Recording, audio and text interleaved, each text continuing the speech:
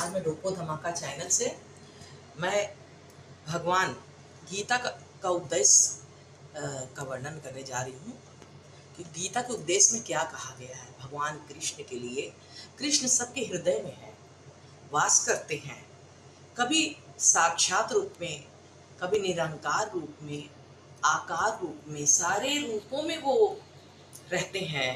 हे कृष्ण, आप ही आदि और मध्य अंत वही साक्षात ब्रह्म है। जो कृष्ण को मानते हैं वो साक्षात आदि अंत और मध्य तीनों में ही विराजमान है। आपके सब आधार मनुष्य के सर के ताज, पालन तथा नाश करने वाले हैं। आप ही सबके पालनहारी, जाने अनजाने में सभी की उपासना करते हैं जो अज्ञानी आपको नहीं जानते, वेदों के सहारे छोटे बड़े पदार्थों में भावना करते हैं, इसी तरह मुक्त हो जाते हैं।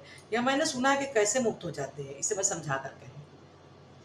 परम ब्रह्म परमेश्वर आप ही आपसी जीवों के मन को की बात जानते हैं।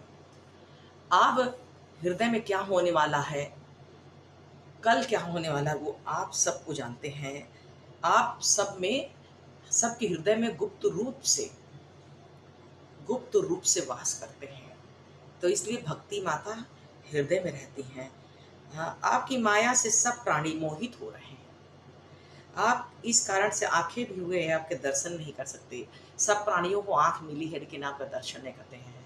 इसलिए प्रभु, आपके दर्शन के लिए दो आंखें मिली है, तो हम कहना चाहेंगे कि सब लोग उनकी दर्शन करें प्रभु की।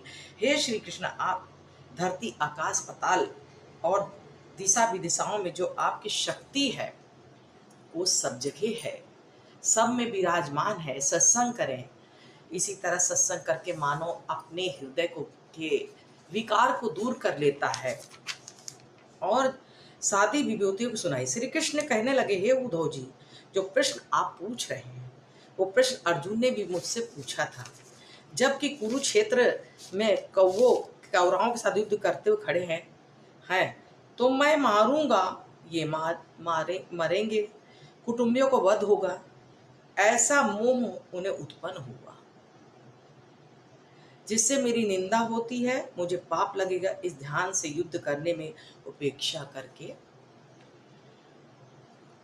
मैंने उन्हें गीता का उपदेश दिया था। जब कौरवों और पांडवों का युद्ध हुआ तो उसमें कहा, इस प्रकार मैं तुम्हें वही उपदेश सुनाना चाहता हूँ। ये उद्धव, सारे प्राणधारियों की आत्मा, मित्र, बंधु और परमात्मा रूप से पूज्य मैं ही। परमात्मा की जय, परम परमेश्वर की जय।